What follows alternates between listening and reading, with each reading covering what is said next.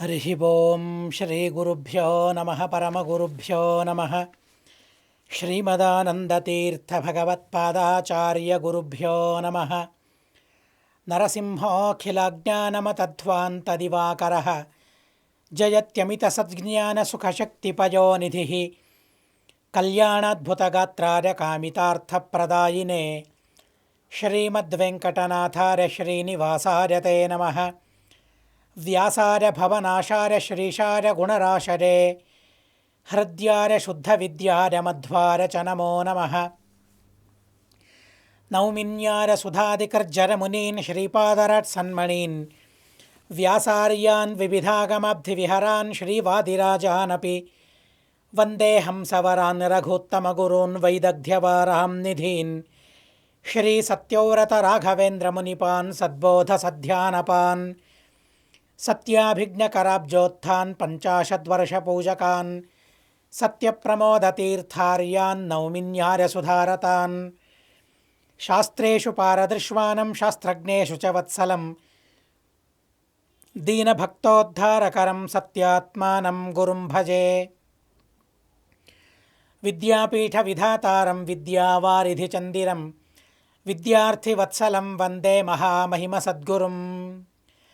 నారాయణాయ పరిపూర్ణగుణర్ణవాయ విశ్వోదరస్థితిలయోన్నియతిప్రదాయ జ్ఞానప్రదాయ విబుధాసురసౌఖ్యదుఃఖసత్కారణాయ వితతాయ నమో నమస్తే. నారాయణం సురగురుం జగదేకనాథం భక్తప్రియం సకలలోకనమస్కృతం చ త్రైగుణ్యవర్జితమజం విభుమాద్యమీశం వందే భవఘ్నం అమరాసురసిద్ధవంద్యం. నారాయణం నమస్కృత్య నరం చైవ నరోత్తమం దేవీం సరస్వతీం వ్యాసం తతో జరముదీరయేత్. నమో ధర్మాయ మహతే నమః కృష్ణాయ వేధసే బ్రాహ్మణేభ్యో నమస్కృత్య ధర్మాన్ వక్ష్యామి శాశ్వతాన్. ఓం నమో భగవతే వాసుదేవాయ ఓం నమః పితామహాయ ఓం నమః ప్రజాపతిభ్యః ఓం నమః కృష్ణద్వైపాయనాయ ఓం నమః సర్వవిఘ్నవినారకేభ్యః. స్వస్త్యస్తు. హరి ఓం హరి ఓం హరి ఓం.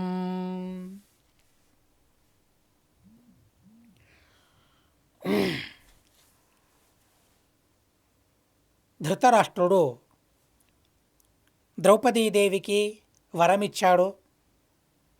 ఇక నా కులానికి ఏ విధమైన ఆపద లేదు అనుకున్నాడు. కానీ ఆపద ముంచుకొస్తుందనే భావన తనకు కలగటం లేదు. ఆ సందర్భంలో మళ్ళీ దుర్యోధనుడు వచ్చాడు ఆపద రూపంలో. నాన్న నువ్వేం చేశావు, మళ్ళీ జూదానికి పిలవమన్నాడు. అర్జునుడంటే నాకు భయం, తను కార్తవీర్యార్జునునికి సమానుడు అని ఆ కార్తవీర్యార్జునుని కథను చెప్పాడు. ధృతరాష్ట్రుడు ఆ కథను చెప్పించాడు. ఎందుకని? 10,000 సంవత్సరాల వరకు తపస్సు చేసినా తప్పు చేసిన వారికి శిక్ష తప్పదు అనే నీతి తనకు బోధపడాలి.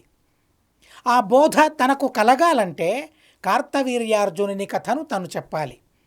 ఏం జరిగింది చివరికి కార్తవీర్యార్జునునికి? 10,000 సంవత్సరాల వరకు తపస్సు చేశాడు, వరాలను పొందాడు, తను మంచివాడు, సజ్జనుడు. అయినా కూడా ఏదో అహంకారం తనలో, మిడిసిపాటు. ఆ అహంకారం వల్ల తను ఎలాంటి తప్పు చేశాడు, చేసిన తప్పుకు ఎలాంటి శిక్షను తాను అనుభవించాడు. 10,000 సంవత్సరాల వరకు తపస్సు చేసిన వారికే శిక్ష తప్పదంటే ఇక నా కొడుకు ఎక్కడ తపస్సు చేశాడు? అసలు తపస్సు అనే పదమే తన నోట రాదు. అలాంటిది తను బ్రతకగలడా? పాండవులతో విరోధించి ససేమిరా సాధ్యం కాదు. ఈ పాఠం తనకు బోధపడాలి అని ధృతరాష్ట్రుడు అనుకున్నాడు. అనుకుని ఆ కథను చెప్పించాడు, కథను చెప్పగలిగాడు. కానీ కథలోని ఆ సారాన్ని గ్రహించలేకపోయాడు. కథలోని సారాన్ని గ్రహించేంత బుద్ధి తనకు లేదు, వివేకం తనకు లేదు దుర్యోధనునికి. ఎందుకోసమని కథను చెప్పాడు? అలాంటి పరాక్రమవంతుడు అర్జునుడు. కనుక ఎలాగైనా అర్జునుణ్ణి మట్టి కరిపించాలి అని తననుకున్నాడు. అది కాదు ఆ గాథలోని రహస్యం, అది కాదు ఆ గాథలోని సారం, అది కాదు. తను వేరే విధంగానే ఆ కథను తను గ్రహించాడు. ఎలాగైనా బలవంతులను మట్టి కరిపించాలి, ఏదో ఒక ఉపాయాన్ని పన్నాలి అని తను బలవంతుడు అని చెప్పడానికి మాత్రమే ఆ కథని ఉపయోగించుకున్నాడే తప్ప ఆ కథలోని సారాన్ని తను గ్రహించలేకపోయాడు దుర్యోధనుడు. మళ్ళీ చెప్పనారంభించాడు. దుర్యోధన ఉవాచ శృణు రాజన్ పురా చింత్యాన్ అర్జునస్య ససాహసాన్ అర్జునో ధన్వినాం శ్రేష్ఠో దుష్కరం కృతవాన్ పురా. అర్జునుని సాహసాలు ఎన్నని చెప్పను. మనం కథలను విన్నాం, అదే కథలనే దుర్యోధనుడు మళ్ళీ చెప్పసాగాడు. ద్రుపదుని స్వయంవరంలో ద్రుపదుడు స్వయంవరాన్ని ఏర్పాటు చేశాడు. ద్రౌపదీదేవి యొక్క స్వయంవరం జరుగుతూ ఉంది. అలాంటి సందర్భంలో విల్లును ఎక్కపెట్టడం ఎవరి వల్ల సాధ్యం కావడం లేదు. అతిరథ మహారథులందరూ అక్కడికి వచ్చారు. జరాసంధుడు వచ్చాడు. అయినా కూడా ఆ వింటి నారను తను కట్టలేకపోయాడు. కర్ణుడున్నాడు, నేనున్నాను, కానీ ఎవరూ కూడా ఆ వింటిని సంధించలేకపోయాం.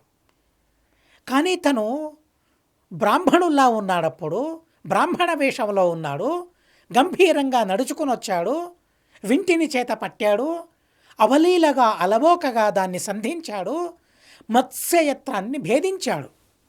అలా ఒక బ్రాహ్మణు మత్స్యయత్రాన్ని భేదించడాన్ని క్షత్రియులు సహించలేకపోయారు. కనుక సహించని క్షత్రియులందరూ యుద్ధాన్ని ప్రకటించారు.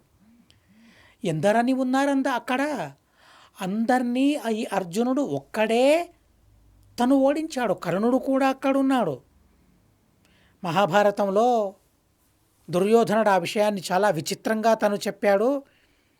కర్ణుడు అక్కడున్నాడు, అయినా కూడా ఆ కర్ణుణ్ణి కూడా జయించాడు. శరై తీక్ష్ణై అజయ తత్ర చ స్వయం కర్ణ పురోగమాన్. అలాంటి సాహసం కర్ణునిది. ద్రౌపదీదేవి అర్జునుణ్ణి వరించింది.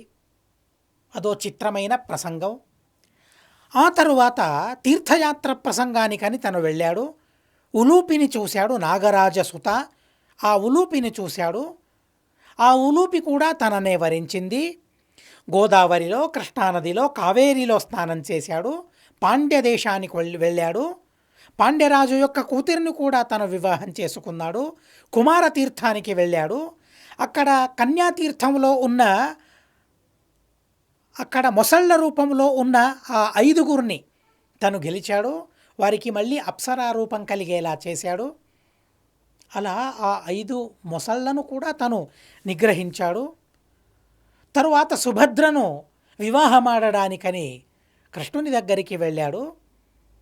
కృష్ణుని ఉపదేశంతో సుభద్రాదేవిని తను అపహరించుకుని వెళుతూ ఉండగా ప్రద్యుమ్న, కృతవర్మ, గద, సారణ, సాత్యకి, ఆహుక, సాంబ, చారుదేష్ణ, విధూరత, బలరామ మొదలైన వారందరూ కూడా లక్ష సంఖ్యల్లో అర్జునుణ్ణి వెంబడిస్తే అర్జునుడొక్కడే వారిని అందరినీ మట్టి కరిపించారు. ఓడిపోయారందరూ కూడా. అలా సుభద్రాదేవిని శక్రప్రస్థానికి తను తీసుకొని వెళ్ళి వివాహం చేసుకున్నాడు. ఆ తరువాత జరిగిన గాథ ఎంత విచిత్రమైన ఖాండవ వనాన్ని దహనం చేయడానికి తను ఉపక్రమించాడు. ఇంద్రాది దేవతలు విరోధించారు, యుద్ధానికి సిద్ధమయ్యారు. అక్కడ ఏకాదశ రుద్రులు, అంటే అక్కడ ప్రధాన రుద్రులు లేరు. రుద్ర, మరుద్గణ, వసుగణ, అశ్వినీ దేవతలు, ఆదిత్యగణ, అక్కడ భగవంతుడున్నాడు, తను లేడు. సాధ్యులు, విశ్వేదేవతలు, గంధర్వులు వీరందరూ కూడా యుద్ధానికి వచ్చారు. అక్కడ దేవతలందరూ యుద్ధానికి వచ్చారు. ఆ యుద్ధంలో దేవతలందరినీ అనాయాసంగా ఓడించాడు. పార్థుని ఆ బాణ ప్రయోగాలను సహించడం చేతగాక దేవతలందరూ కూడా పరుగులంఘించారు. వెళుతూ తల తిప్పి చూశారు, అర్జునుడు వస్తూ ఉన్నాడా. అంతటి భయం దేవతలకు కూడా. చివరికి ఇంద్రునితో యుద్ధం చేశాడు. చాలా ఘనఘోరమైన యుద్ధం జరిగింది. రాళ్ల వర్షాన్ని కురిపించాడు, అడ్డుకున్నాడు అర్జునుడు. అంతకన్నా ఘనమైన ఆ రాళ్ల వర్షాన్ని కురిపించాడు, దాన్ని కూడా ఛేదించాడు. చివరికి అంగద అనే గిరి పర్వతాన్ని తన పైన విసిరాడు, అర్జునుడి పైన. ఆ పర్వతాన్ని కూడా అలబోకగా తను అడ్డుకున్నాడు. అలా ఇంద్రుణ్ణి కూడా గెలిచాడు. ఇంద్రునికి చాలా సంతోషం కలిగింది. రణే జేతుమశక్యం తం జ్ఞాత్వా, యుద్ధంలో అర్జునుణ్ణి గెలవడం ఎవరి వల్ల సాధ్యం కాదనుకున్నాడు. అలా ఖాండవ వనాన్ని మొత్తం అగ్నికి ఆహుతిగా చేశాడు. అగ్ని సంతృప్తుడయ్యాడు.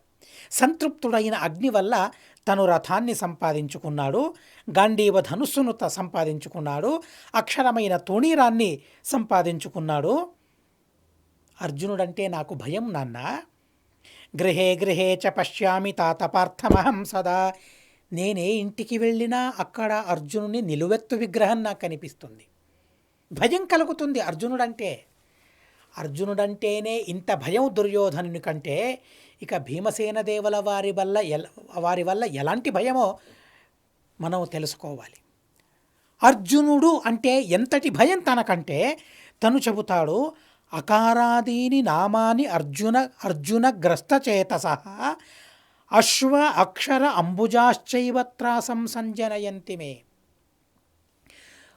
అనే అక్షరంతో ప్రారంభమయ్యే పదాన్ని కూడా వినడం నా వల్ల సాధ్యం కాదు. అంతటి భయం.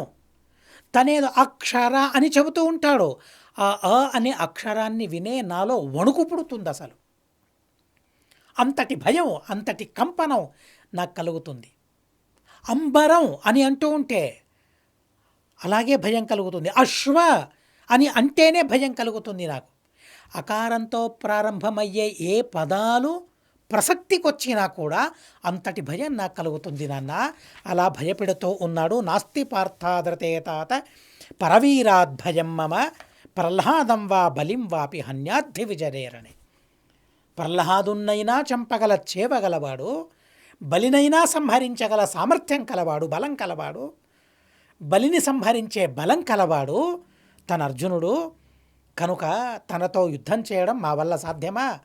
లేదు. కనుక ఏదో ఈ ఉపాయంతో తనను గెలవాలని, అలా రాజులందరినీ కూడబెట్టుకుని తనతో యుద్ధం చేసి వారిని గెలవాలని నేను అనుకుంటే నువ్వేం చేసావు నాన్న? చాలా అబద్ధం చేసావే, విఘ్నం అయ్యావే, ఆతంకం కలిగించావు కదా నువ్వు. భవేద్రామే మహావీర్యే తథా పార్థే భయం మమ. ధృతరాష్ట్రుడు అన్నాడు, ఇప్పటికైనా తెలిసిందా నాన్న అర్జునుడంటే ఎలాంటి బలవంతుడో? నువ్వే చెబుతూ ఉన్నావు కదా. కనుక అలాంటి బలవంతునితో విరోధమా? కాదు. అలాంటి బలవంతునికి మోసం చేయడమా, వంచన చేయడమా? నువ్వు అర్జునుని బలాన్ని మాత్రమే చెప్పావు, కానీ భీముడు తనేంటో నీకు తెలుసా? భయమే భీముడు, భీముడే భయం. అలాంటి తన గురించి నువ్వు చెప్పలేదే. తన గురించి చెప్పడానికి కూడా భయపడుతూ ఉన్నావా? అయ్యుండొచ్చు మరి. అర్జునుని గురించి ఇంతగా చెప్పాడు. అర్జునుడంటే భయం, తన పరాక్రమం ఏంటో తెలుసు, తన పరాక్రమాన్ని చెప్పగలిగాడు. కానీ భీముని పరాక్రమాన్ని చెప్పగలడా? తన పేరును కూడా తీసుకునే సామర్థ్యం తనకుందా? లేదేమో. కనుక భీముని గురించి చెప్పలేదయ్యా నువ్వు. అర్జునుడే ఇలా ఉంటే ఇక భీముడు తనని ఎదుర్కోగలవా అసలు? వారితో యుద్ధం చేయడం సాధ్యమా? కనుక వారితో యుద్ధం చేయకయ్యా. ద్యూతం వా శస్త్రయుద్ధం వా దుర్వాక్యం వా కథంచన ఏతేష్వపి కృతే తస్య విగ్రహశ్చైవ వో భవేత్. జూదమాడినా, శస్త్రయుద్ధం చేసినా, దుర్భాషలాడినా పాండవులు యుద్ధానికి సిద్ధమవుతారు. ఆ యుద్ధం చేయడం, వారితో యుద్ధం చేయడం నీ వల్ల సాధ్యం కాదు. కనుక ఎల్లప్పుడూ పాండవులతో స్నేహంగా మసులుకోవయ్యా. దుర్యోధన చెప్పాడు, అర్జునునితో స్నేహంగా ఉంటే ఇక ముల్లోకాల్లో ఎవరి వల్ల కూడా భయం కలగదు, హామీ ఇస్తున్నానయ్యా అని చెప్పాడు. ఇంత చెప్పిన తరువాత మళ్ళీ దుర్యోధనుడు అన్నాడు, లేదు నాన్న, మళ్ళీ జూదమాడడానికే నేను తీర్మానించుకున్నాను. ఈసారి వారి సంపద మాకు అవసరం లేదు. ఎవరైతే జూదంలో ఓడిపోతారో, మొట్టమొదట తన పేరు చెప్పాడు. జూదంలో నేను ఓడిపోతే 12 సంవత్సరాల వనవాసం, 1 సంవత్సరం అజ్ఞాతవాసం. అజ్ఞాతవాసంలో వారిని తెలుసుకోగలిగితే, వారి ఆచూకీ పట్టగలిగితే మళ్ళీ 12 సంవత్సరాల వనవాసం, 1 సంవత్సరం అజ్ఞాతవాసం. ఇలాగే ఈ జూదంలో వారి ఓడిపోతే వారికి కూడా 12 సంవత్సరాల వనవాసం, 1 సంవత్సరం అజ్ఞాతవాసం. అజ్ఞాతవాసంలో వాళ్లను మనం పట్టుకోగలిగితే, వారిని తెలుసుకోగలిగితే మళ్ళీ 12 సంవత్సరాల వనవాసం. ఇలాగే కొనసాగుతూ ఉంటుంది అరణ్యవాసం. ఇక అజ్ఞాతవాసంలో వారిని మనం తెలుసుకోలేకపోతే ఆ 13 సంవత్సరాలలో మనం వారి సంపదతో రాజులందరినీ కొనుక్కుంటాం. పాండవుల్ని ఎదుర్కోవడానికి సైన్యాన్ని సంపాదించుకుంటాం. ఆ తర్వాత పాండవుల్ని గెలవడం సులభమవుతుంది. కనుక ఈ ఉపాయాన్ని నువ్వు అంగీకరించాలి, అంగీకరించి తీరాలి అని చెప్పాడు. తరువాత పుత్ర వ్యామోహంతో తను అంగీకరించడానికి సిద్ధమయ్యాడు. అరే ఇప్పుడే వెళ్ళారే, చాలా దూరం వెళ్ళుంటారు వాళ్ళు, ఇంకా ఇంద్రప్రస్థానికి ముట్టారో లేదో. సరే అయినా కూడా సేవకుణ్ణి పంపించాడు. సేవకుడు వెళ్ళాడు అక్కడికి. సేవకుడు వెళ్తూ ఉన్నప్పుడు మరోసారి గాంధారీదేవి భర్త దగ్గరికి వచ్చింది. భర్త దగ్గరికి వచ్చి చెప్పసాగింది, ఏంటి స్వామి మీరిలా చేస్తూ ఉన్నారే? వైశంపాయన వాచ మాద్యూతమిత్యభాషంత శమోస్త్వితి చ సర్వశః. మళ్ళీ జూదానికి ప్రారంభం, మళ్ళీ జూదానికి ఓంకారం చుడుతూ ఉన్నారు, ప్రారంభిస్తూ ఉన్నారనే విషయాన్ని తెలుసుకున్న భీష్మ, ద్రోణ, విదుర, అశ్వత్థామ, కృపాచార్య, భూరిశ్రవ వీరందరూ కూడా మాద్యూతం, మళ్ళీ ద్యూతాన్ని ప్రారంభించకండి, ఇలా ప్రశాంతంగానే అందరూ ఉందామని చెప్పారు. అయినా కూడా ధృతరాష్ట్రుడు వినడం లేదు. పుత్రహార్ధాధర్మయుక్త గాంధారి శోకకర్షిత. తర్వాత ఏడుస్తూ గాంధారీదేవి వచ్చింది. గాంధారీదేవి వచ్చి చెబుతోంది, ఏంటండి దుర్యోధనుడు జనించినప్పుడు విదురుడు మాట అన్నాడు గుర్తుందా? తను నక్కలా ధ్వని చేశాడు, అది అపశకునం, నాకే భయం కలిగింది. ఏంటి ఇలాంటి కొడుకు కలిగాడే, నాకే భయం వేసింది. తల్లిదండ్రులనే భయపెట్టినవాడు తన పుట్టుకతో. కనుక ఇప్పటికిప్పుడే తనను వెలివేయమని, తనను సంహరించమని విదురుడు చెప్పాడు. తన వల్ల కులహాని జరుగుతుందని చెప్పాడు. తనన్నట్లే జరుగుతూ ఉంది. అపశకునాలు ఎదురవుతూ ఉన్నాయి. శమే స్థితాన్ కోను పార్థాన్ కోపయేద్భరతర్షభ. పాండవులు ఎలా ఉన్నారు? నాన్న నాన్న, అమ్మా అమ్మా అని ఎంత ఆప్యాయంగా వారి పలుకులుంటాయి, ఎంత ఆప్యాయంగా వారు ముచ్చటిస్తారు, పలుకుతారు, మాట్లాడతారు, ప్రేమను కనబరుస్తారు. అలాంటి ప్రేమను ఒక్క రోజైనా, ఒక్క క్షణమైనా పంచిపెట్టిన దాఖలాలు ఉన్నాయేమండి? మా కొడుకులని చెప్పుకోవడం కాదు, మురిసిపోవడం కాదు, ముసిముసి నవ్వుకోవడం కాదు, లోపల నా కొడుకులని, మా కొడుకుల వల్ల మాకేం కలిగింది, మాకు కాదు ఎవరికైనా వారి వల్ల సంతోషం కలుగుతూ ఉందా లేదే? అలాంటప్పుడు విదురుడు చెప్పినట్లు ఇప్పటికిప్పుడే ఆ దుర్యోధనుణ్ణి వెలివేయాలని తను చెబుతూ ఉంది. శాస్త్రం న శాస్తి దుర్బుద్ధిం శ్రేయసే చేతరాయ చ నవై వృద్ధో బాలమతి భవేద్రాజన్ కథంచన త్వన్నేత్రాః తస్మాదయం మద్వచన త్యాజ్యతాం కులపాంసనః. ఒక తల్లి దుర్యోధనుని గురించి ఎలాంటి మాటలాడుతూ ఉండో చూడండి. ఏదో ఒక నాటకం, నాకు తెలియదు, భాష కవి రచించిన నాటకం. ఆ నాటకంలో కర్ణుడు చెప్పే మాట, కుపుత్రో జాయేత క్వచిదపి కుమాతా నభవతి. చెడ్డ కొడుకు లోకంలో ఉన్నాడే కానీ చెడ్డ తల్లి లేదు లోకంలో. అలాంటిది తల్లి యొక్క స్థానం. అలాంటి తల్లి ఒక కొడుకును గురించి ఎంతగా చెబుతూ ఉందంటే, త్యజ్యతాం కులపాంసనః, మా కులంలో క్షుద్రుడు తను, అలాంటి దుర్యోధనుణ్ణి విడిచిపెట్టండి, పరిత్యజించండి అని ఒక తల్లి వాపోతూ చెబుతూ ఉంటే, శోకిస్తూ చెబుతూ ఉంటే, దుర్యోధనుని యోగ్యత గురించి ఆలోచించండి, తన వ్యక్తిత్వం ఏంటో ఆలోచించండి. కొందరికి ఇలాంటి దుర్యోధనుడే హీరో, ఇలాంటి దుర్యోధనుడే నాయకుడు, ఇలాంటి దుర్యోధనుని అడుగులకు మడుగులొత్తే కర్ణుడు నాయకుడు. కొందరికి తల్లే చీదరించుకుంటూ ఉంది, తల్లే పరిత్యజించమని చెబుతూ ఉంది. కన్న తల్లి పరిత్యజించమని చెబుతూ ఉందంటే దుర్యోధనునిలోని దుష్టతనం ఎలాంటిదో గమనించండి, గమనించి తీరాలి. అలా చెప్పిన తరువాత శమేన ధర్మేణ నయేన యుక్త యాతే బుద్ధి సాస్తుతేమప్రమాదీ ప్రధ్వంసినీ క్రూర సమాహితా శ్రీ మృదు ప్రౌఢా గచ్చతి పుత్రపౌత్రాన్. మీరు చాలా మంచివారండి. గాంధారి చెబుతోంది, మీ బుద్ధి ఎలాంటిది? చాలా చక్కని బుద్ధి, కానీ ప్రమాదానికి ఆ బుద్ధి లోనవుతూ ఉంది. పుత్రుల వ్యామోహంతో ప్రమాదంతో బాధితమవుతూ ఉంది ఆ బుద్ధి. కనుక అలాంటి బుద్ధిని సంరక్షించుకోవడం మీ బాధ్యత. బహుశः భీమసేన దేవుల వారి మాటల్ని వింది కదండి తను విన్నది.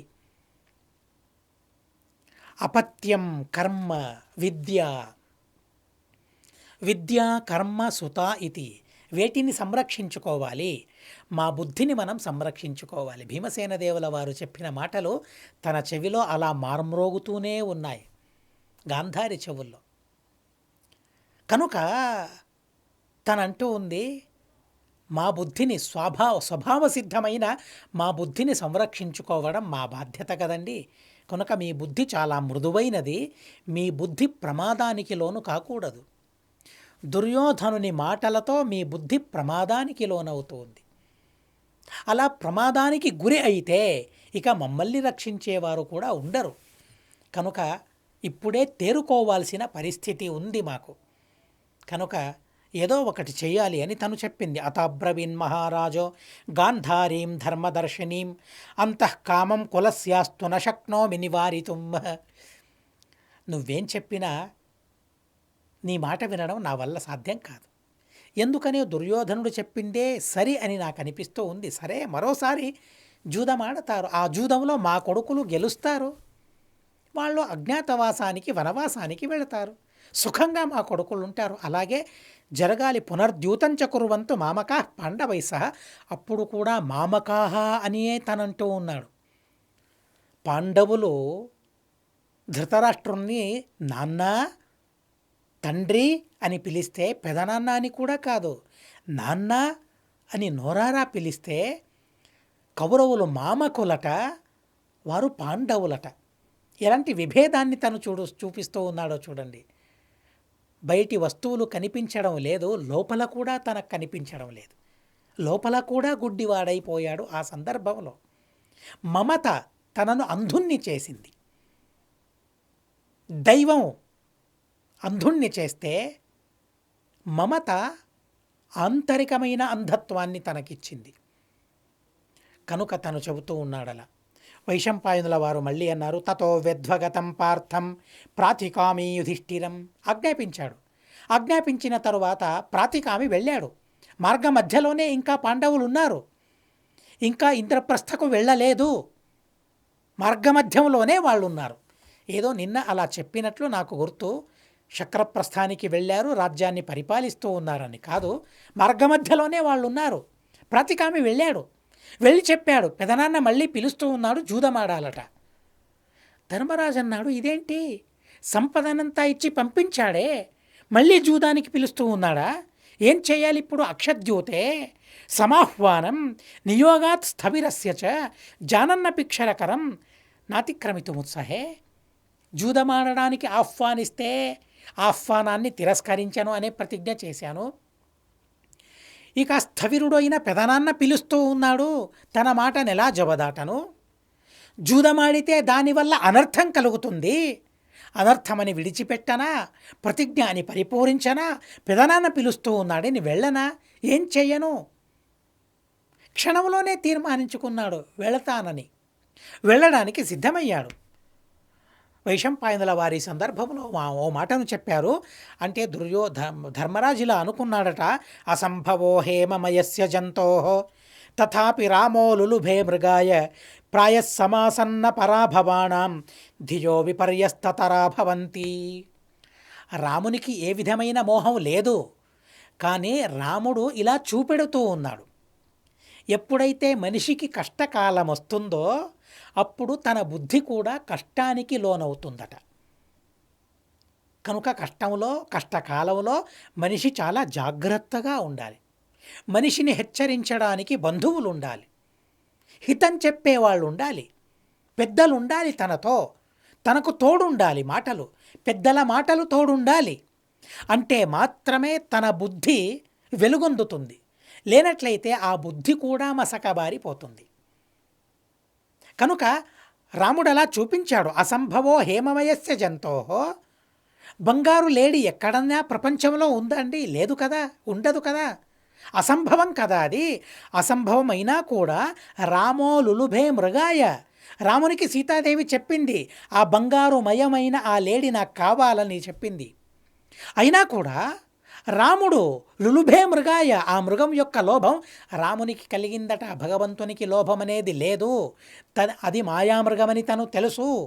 హేమమయమైన మృగం అసంభావితమని కూడా తనకు తెలుసు. అయినా కూడా ప్రాయసమాసన్న పరాభవాణ, ఎవరైతే పరాభూతులైనారో, ఎవరైతే ఓటమిలో ఉన్నారో, ఓటమి పాలయ్యారో, బాధలో ఉన్నారో, బాధలో కూరుకుని పోయారో, అలాంటి వారికి హితమేది అహితమేది నిజమేది అబద్ధమేది తెలియదు. వివేకం కోల్పోతారు వాళ్ళు అని చూపించడానికి మాత్రమే రాముడలా చేశాడే తప్ప రామునికి ఆ మాయా మృగం, హేమమయమైన మృగం యొక్క లోభం లేదు.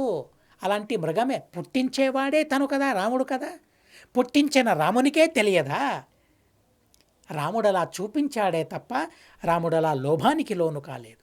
ఇతి బ్రువన్నివవ్రతే భ్రాతృభిస్సహ పాండవ జానౌశ్చ శకునేర్మాయాం పార్థో ద్యూతమియాత్ పునః.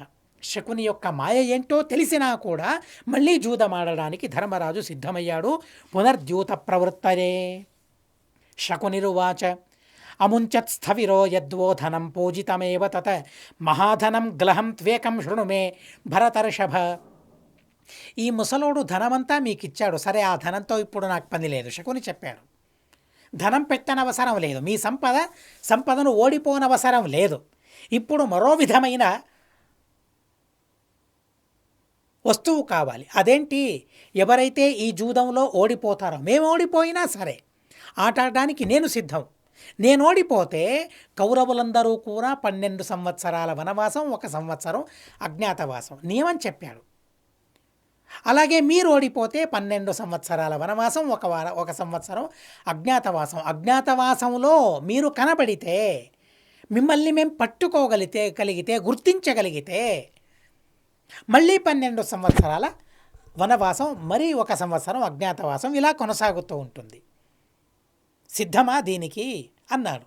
సరే అన్నాడు ధర్మరాజు. అక్షానుప్త్వా పునర్ద్యూతమేహి దివ్యస్య భారత సభ్య ఊచు.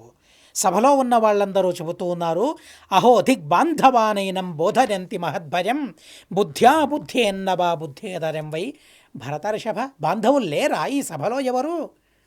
ధర్మరాజుకు కానీ దుర్యోధనునికి కానీ బాంధవులు లేరా? బాంధవులు ఆపత్కాలంలో వారిని చేపట్టన అవసరం లేదా? హితాన్ని బోధించనవసరం లేదా? ఎందుకని అందరూ మిన్నకుండిపోయారు? ఏం చెప్పడం లేదు ఎందుకని అని సభికులందరూ కూడా చెబుతూ ఉన్నారు. జనప్రవాదాన్ సుబహూన్ షణ్వన్నపి నరాధిప హ్రియాచ ధర్మ సంయోగాత్ పార్థోద్యూతమియాత్ పునః. అలా సభికులందరూ చెబుతూ ఉన్నా కూడా తల కిందికి వేసి అవమాన భారంతో ధర్మరాజు జూదమాడడానికి వెళ్ళాడు. జూదం ప్రారంభమయ్యింది. ఏవం దైవబలావిష్ట ధర్మరాజో యుధిష్ఠిర. భీష్మాచార్యులు, ద్రోణాచార్యుల వారు నివారిస్తూ ఉన్నా కూడా, మహాత్ముడైన ధీమంతుడైన విదురుడు చెబుతూ ఉన్నా కూడా, కృపాచార్యులు, సంజయ, గాంధారి, కుంతీదేవి, భీమ, అర్జున, నకుల, సహదేవ వీరందరూ చెబుతూ ఉన్నా, ద్రౌపదీదేవి, సోమదత్త, వాల్మీక మొదలైన ధీమంతులు నివారిస్తూ ఉన్నా కూడా ఎవరి మాట వినలేకపోయాడు ధర్మరాజు. దుర్యోధనుడు సిద్ధమయ్యాడు. ఆ కాలంలో దేవతా కార్యసిద్ధ్యర్థం ముహూర్తం కలిమావిశత. ఆవిష్ట కలినా రాజన్ శకునిం ప్రత్యభాషత. ధర్మరాజును కూడా కలి ప్రవేశించాడట. మహాభారతంలో అతి మౌలికమైన ఒక విషయాన్ని బోధిస్తూ ఉంది మహాభారతం. కలి ప్రవేశం దేవతలలో కూడా ఉంటుంది. ఆ విషయాన్ని మహాభారతం చెబుతుంది. దేవతా కార్యసిద్ధ్యర్థం ముహూర్తం కలిమావిశత. ముహూర్తం కలిమావిశత. అక్కడ ఆవిష్ట కలినారాజన్ శకునిం ప్రత్యభాషత. ఆ కలి చేత ఆవిష్టుడై ధర్మరాజు శకునితో మాట్లాడుతూ ఉన్నట. ఇక ధర్మరాజునే కలి ప్రవేశించిన తరువాత ఇక భీష్మ ద్రోణాదులందరినీ కూడా కలి ప్రవేశించింది. కనుక ఎవరు ఏం మాట్లాడలేకపోయారు, నివారించలేకపోయారు. దుర్యోధనుణ్ణి ఆపలేకపోయారు, పట్టుకోలేకపోయారు. ధర్మరాజన్నాడు ఏవం భవత్వితి తదా వనవాసారే దివ్యతి ప్రతిజగ్రాహతం పార్థ గ్రహం జగ్రాహ సౌబలః. ఆ సందర్భంలో మళ్ళీ ఆ పాచికల్ని పట్టుకున్నాడు, పాచికల్ని విసిరాడు, గెలిచాను అన్నాడు శకుని. జితమిత్యేవ శకునిర్యుధిష్ఠిరం అభాషత. తర్వాత ఏం జరిగింది? ఎలా పాండవులు వనవాసానికి సిద్ధమయ్యారు, సిద్ధమవుతూ ఎలాంటి ప్రతిజ్ఞల్ని వారు చేశారు, ఆ విషయాలన్నీ కూడా మహాభారతం చాలా చక్కగా బోధిస్తుంది. ఆ విషయాల్ని క్రమంగా విందామని చెబుతూ అస్మద్గురువంతర్గత తాత్విక దేవతాంతర్గత భారతీరమణ ముఖ్య ప్రాణాంతర్గత శ్రీకృష్ణార్పణమస్తు. అక్షరం కర్మ యస్మిన్ పరే స్వర్పితం ప్రక్షరం యాంతి దుఃఖాని యన్నామతః అక్షరోజో అజర సర్వదేవామృతః కుక్షిగం యస్య విశ్వం సదా అజాదికం ప్రణరామో వాసుదేవం దేవతామండలాఖండమండనం. హరి ఓం హరి ఓం హరి ఓం. అనేన భావియత్పుణ్యం అవాప్నోతు గురుర్మమ.